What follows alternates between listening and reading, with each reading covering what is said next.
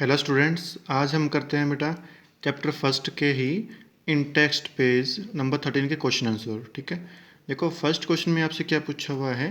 Why does the colour of copper sulphate CuSO4 क्या होता है, copper sulphate solution, change when an iron nail is dip in it. Iron nail, iron का symbol क्या होता है आपका Fe, मतलब लोहे की कोई कील। ठीक है, क्या पूछा है क्वेश्चन में कि कॉपर सल्फेट का आपके पास सॉल्यूशन है, अगर उसमें आप आयरन की लोहे की कोई कील डालते हो तो उसकी वजह से जो उसका सॉल्यूशन का कलर जो है वो चेंज क्यों हो जाता है। ठीक है, ये पूछा हुआ आपसे क्वेश्चन में। ठीक है, ये क्वेश्चन काफ़ी इंपॉर्टेंट है। इंपॉर्टेंट क्यों बनता है ये क्वेश्चन, क्योंकि इस एक क्वेश्चन में आपसे दो चीज़ें पूछी गई है, दो कॉन्सेप्ट पूछे गए हैं। ठीक है, कौन कौन से कॉन्सेप्ट पूछे गए हैं इसमें, एक तो पूछा गया आपसे डिस्प्लेसमेंट रिएक्शन। ठीक है, सेकंड क्या पूछा गया आपसे इसमें, रिएक्टिविटी सीरीज के बारे में पूछा गया है। ठीक है, इसलिए क्वेश्चन काफ़ी इंपॉर्टेंट है।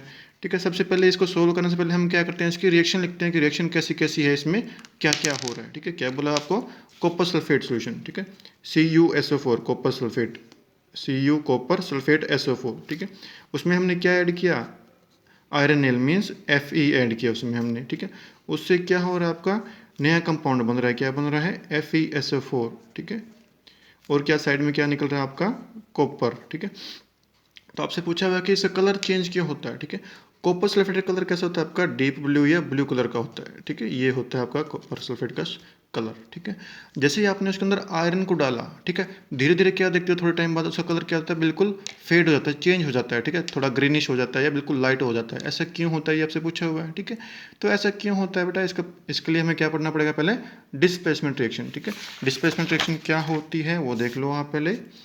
Reaction in which one element displace another element from its compound. ठीक है, मान लो आपके पास कोई कंपाउंड है, देखो जैसे ये है AB, जैसे मैंने लिख रखा है यहाँ पे AB कोई कंपाउंड लिया आपने। ठीक है, और साथ में क्या लिया, कोई एक एलिमेंट लिया, थर्ड एलिमेंट लिया। ठीक है, तो डिस्प्लेसमेंट रिएक्शन का मीनिंग क्या होगा कि ये जो थर्ड एलिमेंट है ये क्या कर रहा है, इस कंपाउंड में से किसी एक को निकाल के उसी जगह पे खुद बैठ जा रहा है। ठीक है, जैसे इसने क्या किया, सी ने क्या किया, A और B था कंपाउंड और ये साथ में C था, तो C ने क्या किया, A को यहाँ से हटा दिया और खुद उसकी जगह पे आके बैठ गया। क्या बना, CB+A, साइड में हो गया ना। ठीक है, तो ऐसा कब होता है, उसको बोलते क्या है, डिस्प्लेसमेंट रिएक्शन बोलते हैं, जिसमें एक दूसरे को बाहर निकाल देता है, डिस्प्लेस कर देता है और उसकी जगह पे खुद बैठ जाता है, डिस्प्लेसमेंट रिएक्शन। ठीक है, लेकिन अब ये होगा कैसे, ये होता क्यों, ऐसा क्यों होता है। ठीक है, ये तो नॉर्मल लाइफ का एग्जांपल है। आप देखते हो ना अपने लाइफ में कि जो भी कोई स्ट्रांग होता है, ताकतवर होता है, वो क्या करता है, कमजोर को उठा के वहाँ पे खुद बैठ जाता है, उस पर कब्जा कर लेता है। ठीक है, यही इसमें होता है केमिस्ट्री में या साइंस में। ठीक है, और इसको हम बताते कैसे हैं, किसके बेस पे बताते हैं, रिएक्टिविटी सीरीज के बेस पे। ठीक है,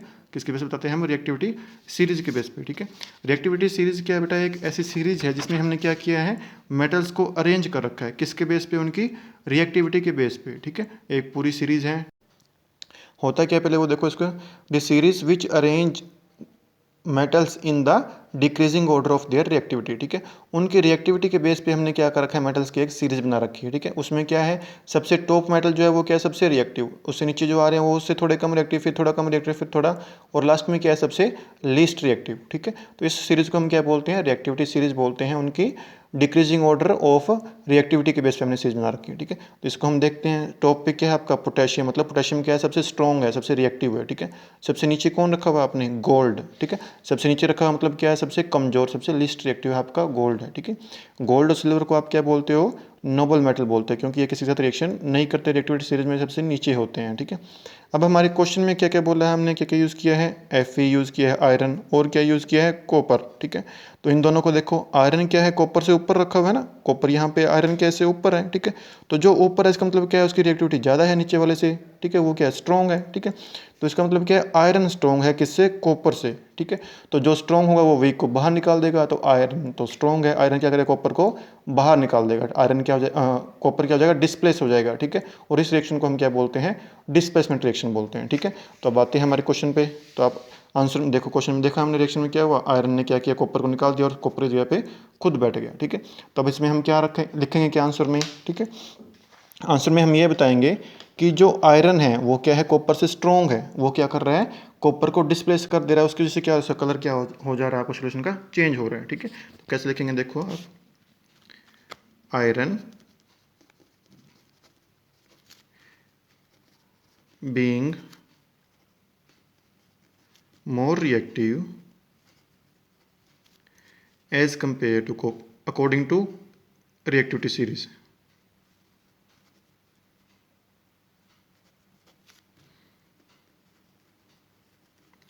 more reactive than copper,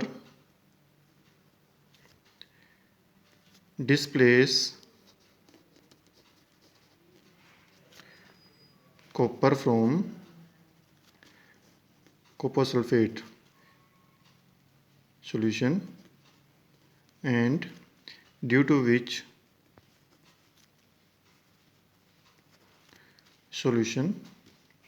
color of solution change.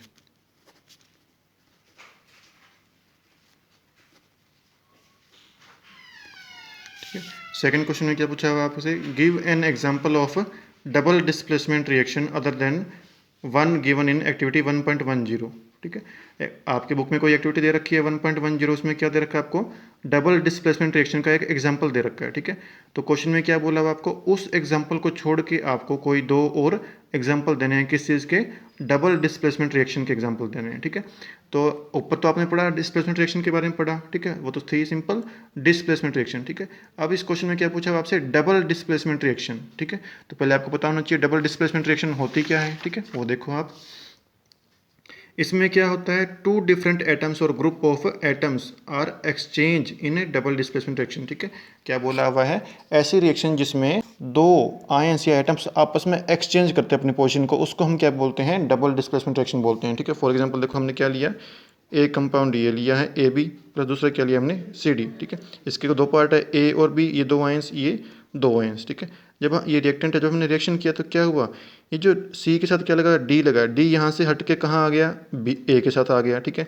एक साथ पहले क्या था बी, ये बी यहाँ से हट के कहाँ चला गया, सी के पास चला गया. ठीक है, तो क्या बना आपका A D plus B C. ठीक है, ऐसी रिएक्शन को हम क्या बोलते हैं बेटा, डबल डिस्प्लेसमेंट रिएक्शन बोलते हैं, जिसमें दोनों जो रिएक्टिंग स्पीसीज है वो दोनों अपने एटम्स को, आयंस को एक दूसरे के साथ एक्सचेंज कर लेते हैं. तो ऐसी रिएक्शन को हम क्या बोलेंगे, डबल डिस्प्लेसमेंट रिएक्शन. डबल क्यों बोल रहे हैं, एक ये डिस्प्लेस हो रहा है यहाँ से और यहाँ से ये डिस्प्लेस हो रहा है, दोनों दो चीज़ें डिस्प्लेस हो रही है, इसलिए हम क्या बोलते हैं इसको, डबल डिस्प्लेसमेंट रिएक्शन बोलते हैं. ठीक है, तो ऐसे रिएक्शंस के कोई दो एग्जाम्पल लिखने हैं हमें. ठीक है, देखो फर्स्ट देखो आप क्या है, फर्स्ट हम लिखते हैं पोटाशियम ब्रोमाइड प्लस AgNO3 की रिएक्शन कराते हैं अगर हम, तो क्या बनता है, देखो अब देखो ब्रोमाइड बी आर जो कहाँ लगा हुआ है, पोटाशियम के साथ लगा हुआ है, यहाँ पे क्या लगा हुआ है, नाइट्रेट किसके साथ लगा हुआ है, सिल्वर के साथ, Ag के साथ. ठीक है, तो जब हम रिएक्शन कराएंगे तो क्या होगा, जो बी आर है वो वहाँ से हट जाएगा. ठीक है, वहाँ उसकी जगह क्या आ जाएगा आपका नाइट्रेट NO3 आ जाएगा. ठीक है, इसमें क्या है, सिल्वर के साथ नाइट्रेट लगा हुआ है. ठीक है, तो नाइट्रेट यहाँ से हट के कहाँ चला गया, बी आर की जगह, तो बी आर यहाँ से कहाँ आएगा,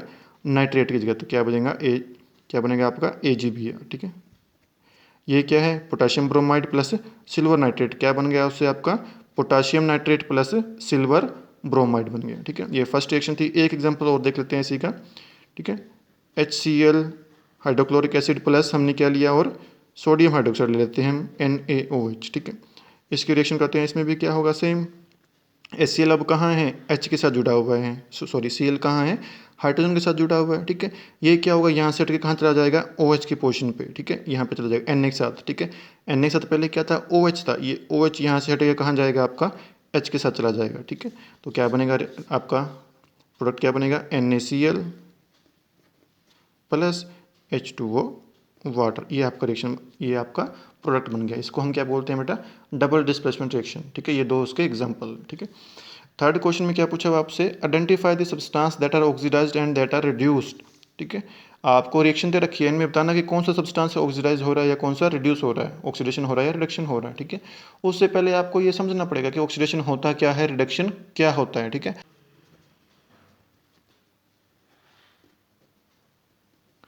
ऑक्सीडेशन क्या होता है, addition of oxygen, addition of oxygen. ठीक है, ऑक्सीजन का सिंबल क्या होता है, O. ठीक है, रिडक्शन क्या होता है, रिमूवल ऑफ ऑक्सीजन, इसका अपोजिट हो जाएगा, रिमूवल ऑफ ऑक्सीजन. अगर ऑक्सीजन हट गया तो उसको हम क्या बोलते हैं, रिडक्शन बोलते हैं. ठीक है, कोई भी चीज़ जो ऑक्सीजन को छोड़ देती है, ठीक है, जैसे कॉपर ऑक्साइड हो गया, CuO हो गया. ठीक है, तो उसमें क्या आ रहा है, कॉपर क्या कर रहा है, ऑक्सीजन को छोड़ दे रहा है. ठीक है, तो कॉपर को बाहर निकाल रहा है, डिस्प्लेस कर रहा है, छोड़ रहा है. ठीक है, तो वो क्या, उसमें क्या हो रहा है, रिडक्शन हो रही है. ठीक है, जो चीज़ जो ऑक्सीजन को छोड़ती है, ऑक्सीजन को बाहर निकालती है, उसका क्या होता है, रिडक्शन होता है. ठीक है, जो दूसरा किसी को जो ऑक्सीजन को पकड़ रहा है, जिसके साथ ऑक्सीजन जाके लग रहा है, जुड़ रहा है, ऐड हो रहा है, उसको हम क्या बोलेंगे, वो कैसा हो गया, ऑक्सीडाइज हो गया या ऑक्सीडेशन हो गया उसका. ठीक है, तो लिखते हैं इसमें एग्जाम्पल. ठीक है, देखते हैं कौन कौन सी क्या है. यहाँ पे देखो बेटा स्टार्टिंग में क्या लिया हुआ है Na सोडियम प्लस ऑक्सीजन, ठीक है, सोडियम ऑक्साइड बन गया, ठीक है। तो इस केस में पहले क्या था, सोडियम के पास कुछ नहीं था, अकेला था, यहाँ पे ऑक्सीजन पड़ी थी। अब क्या ऑक्सीजन आके कहाँ लग गया, सोडियम के साथ लग गया, ठीक है। तो जहाँ पे जिसके साथ ऑक्सीजन लगता है उसका क्या होता है आपका ऑक्सीडेशन, ठीक है। तो यहाँ पे ऑक्सीडेशन किसका हो रहा है, किसका हो रहा है ऑक्सीडेशन बेटा, जिसके साथ ऑक्सीजन लग रही है। तो ऑक्सीजन के साथ आके लगा आपका सोडियम के साथ, तो किसका हो रहा है आपका Na का या सोडियम का क्या हो रहा है यहाँ पे ऑक्सीडेशन हो रहा है, ठीक है। अब सेकंड रिएक्शन देखो क्या है, कॉपर ऑक्साइड प्लस हाइड्रोजन, क्या बन रहा है आपको, क्या दे रहा है, कॉपर प्लस वाटर, ठीक है। स्टार्टिंग में देखो ऑक्सीजन कहाँ पे है, कॉपर के साथ है बेटा, ठीक है, और हाइड्रोजन क्या है अकेला। अब जब आगे रिएक्शन आगे बढ़ी आपने क्या देखा कि ये जो ऑक्सीजन है ये कॉपर के साथ से हट गया, ठीक है। पहले वो कॉपर के साथ ऑक्सीजन था, अभी ऑक्सीजन हट गया यहाँ से, इसका मतलब क्या हो रहा है, कॉपर क्या हो रहा है, कॉपर क्या हो रहा है बेटा, रिडक्शन, कॉपर क्योंकि जो ऑक्सीजन को छोड़ता है या जिससे ऑक्सीजन अलग होता है उसको क्या होता है हमेशा रिडक्शन होता है, तो इसका क्या हुआ, रिडक्शन हुआ, ठीक है। और ऑक्सीजन जिसके साथ लगता है उसका क्या होता है, ऑक्सीडेशन होता है। ऑक्सीजन कहाँ लग रहा है, H के साथ लग रहा है आके हाइड्रोजन के साथ, तो हाइड्रोजन का क्या हुआ यहाँ पे ऑक्सीडेशन, हाइड्रोजन का क्या हुआ बेटा आपका ऑक्सीडेशन हुआ, किसका, हाइड्रोजन का, ठीक है। रिडक्शन कॉपर का, ऑक्सीडेशन हाइड्रोजन का, ठीक है। होप आप सबको समझ में आया सब कुछ, ठीक है। कोई डाउट हो तो मुझे कमेंट सेक्शन में ज़रूर बताएं। Thank you.